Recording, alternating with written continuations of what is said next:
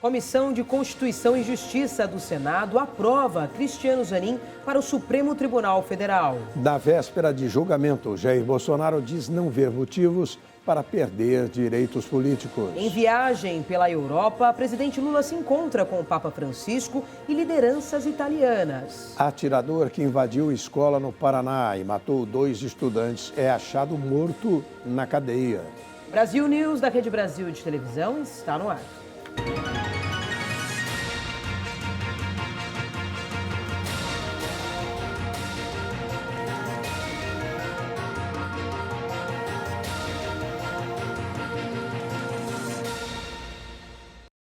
O advogado Cristiano Zanin, indicado de Lula para ser ministro do Supremo Tribunal Federal, foi sabatinado hoje pela Comissão de Constituição e Justiça do Senado.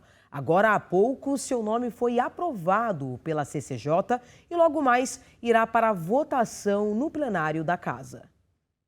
Advogado há mais de 2 décadas, Cristiano Zanin defendeu Lula nos processos penais da Operação Lava Jato de 2013. O petista foi condenado e preso, mas, com os recursos assinados pelo seu advogado Zanin, o STF anulou as condenações. Apesar disto, o advogado não é filiado a partido político. A indicação de Zanin para o cargo de ministro do Supremo Tribunal Federal foi feita pelo próprio presidente Lula, ocupando assim a vaga deixada por Ricardo Lewandowski, que se aposentou em abril. Eu estou aqui hoje indicado pelo presidente Lula pelo fato dele ter conhecido o meu trabalho jurídico, ter conhecido a minha carreira na advocacia e por ter a certeza de que eu, uma vez nomeado e aprovado por esta casa, vou me guiar exclusivamente pela Constituição e pelas leis, sem qualquer tipo de subordinação a quem quer que seja. A sabatina desta quarta-feira na Comissão de Constituição e Justiça, comandada pelo presidente do colegiado e ex-presidente do Senado, Davi Alcolumbre, do União Brasil do Amapá, ocasionou o primeiro encontro entre Moro e Zanin, desde a Operação Lava Jato. O ex-juiz atual e senador pelo União do Paraná pediu mais detalhes da relação de Zanin com Lula. Ele chegou a citar que viu na internet que Zanin havia sido padrinho de casamento do presidente. Mas é importante para nós aqui do Senado termos presente essa relação, se ela vai além da atuação como advogado particular. A minha relação com o presidente Lula é uma relação que se estabeleceu ao longo do tempo. Na condição de advogado, eu tive uma convivência bastante frequente com o presidente Lula. Não fui padrinho do casamento do presidente Lula. O parlamentar apresentou ainda mais 13 questionamentos. Ainda durante a sabatina, Zanin afirmou que vai defender a Constituição. Ele disse que o Supremo Tribunal Federal não tem o papel de legislar e que o juiz não deve atuar como protagonista. Com 47 anos de idade, Zanin poderá atuar por 28 anos no Supremo Tribunal Federal.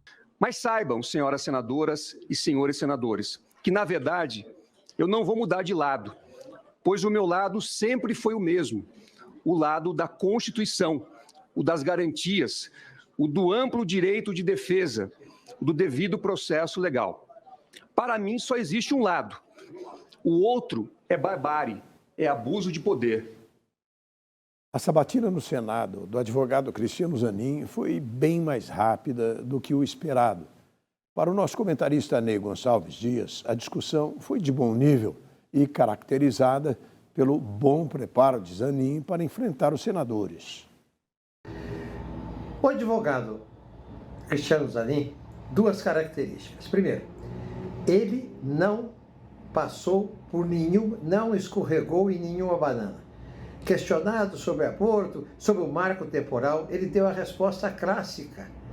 Não vou falar sobre assunto que está em julgamento, que é sempre uma resposta dada em tais circunstâncias. Segundo, o advogado Cristiano Zanin na vida pessoal, costuma falar muito baixo e pausado. E ele usou esta mesma fala na comissão.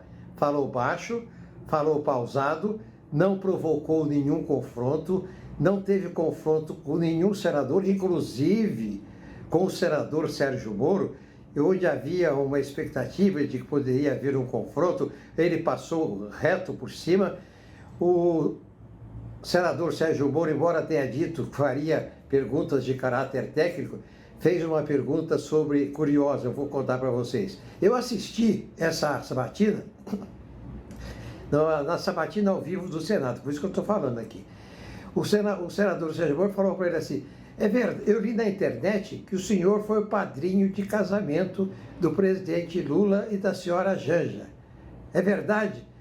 Bem, isso aí é uma fake news, ninguém sabe que o Zé Zanin não foi o padrinho de casamento do Lula, nem de Janja, nem coisa nenhuma. Pois bem, então a coisa seguiu normalmente, sem confronto, sem casca de banana, passou pelas cascas de banana.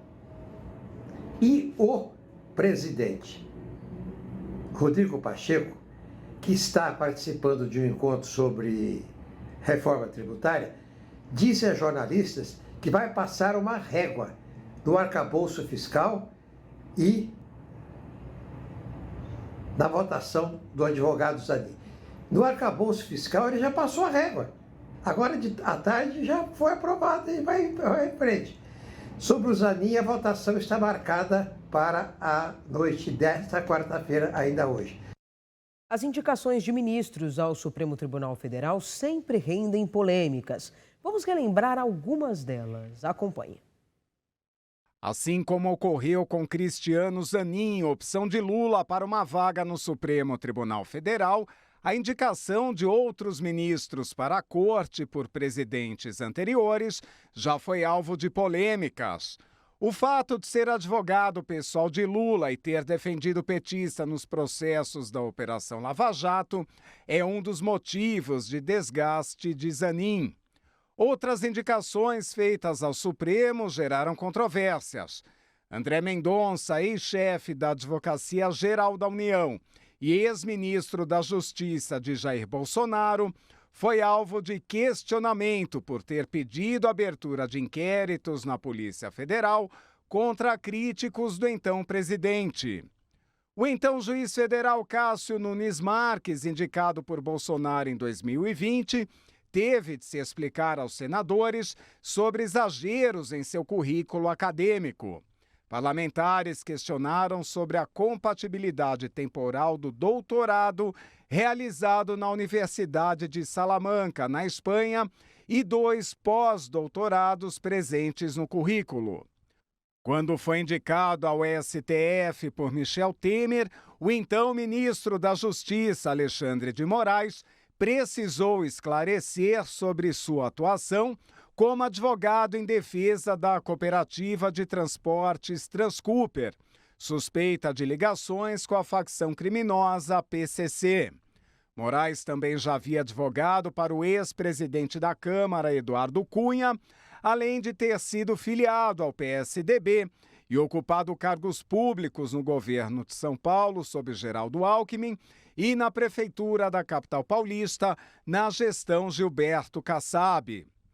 Edson Fachin teve de explicar ao Senado sobre posicionamentos em vários assuntos, como o apoio público a Dilma Rousseff, que o indicou ao cargo, seu elo com o MST, o Movimento dos Trabalhadores Rurais Sem Terra, e até sobre o prefácio de um livro tratando de poligamia. Dias Toffoli, indicado por Lula, foi bastante criticado sobre sua atuação profissional e sua formação acadêmica. O então chefe da AGU já havia trabalhado defendendo o petista pessoalmente, além de já ter advogado pelo PT em 2 eleições. E Marco Aurélio Mello foi indicado por seu primo, então presidente Fernando Collor de Mello, o que causou polêmica devido à origem familiar. Em viagem internacional, o presidente Luiz Inácio Lula da Silva se reuniu com o Papa Francisco e outros líderes italianos nesta quarta-feira. O presidente Lula chegou ao Vaticano, na Itália, na manhã desta quarta-feira para se reunir com o Papa Francisco. No encontro, Lula e o religioso debateram sobre a guerra na Ucrânia, o combate à fome e mudanças climáticas. A primeira-dama, Janja, também esteve presente e disse que o convite para o Círio de Nazaré deste ano, em Belém, foi feito a Francisco. Além disso, o presenteou com uma imagem de Nossa Senhora de Nazaré, padroeira da Amazônia. Antes de se encontrar com o pontífice, Lula se reuniu com o presidente da Itália, Sérgio Mattarella. O presidente iniciou o dia de encontros em reuniões com uma audiência por volta de 4h30 da manhã, horário de Brasília, com o ex-primeiro-ministro italiano Massimo D'Alema. Após a reunião com o Papa, Lula se encontrou com a primeira-ministra da Itália, Giorgia Meloni, e o prefeito de Roma, Roberto Gualtieri. O segundo e último destino da viagem de Lula é Paris, com agendas nesta quinta e sexta-feira. Amanhã, o presidente brasileiro deverá se encontrar com Cyril Ramaphosa, presidente da África do Sul, Miguel Bermúdez, presidente de Cuba, além de Sultan Al-Jaber, presidente da COP28 nos Emirados Árabes Unidos. A seguir, Jair Bolsonaro pede mesmo critério de julgamento da chapa Dilma e Michel Temer. Pesquisa Quest, 37% dos brasileiros aprovam o governo Lula. O Brasil News da Rede Brasil volta daqui a pouquinho.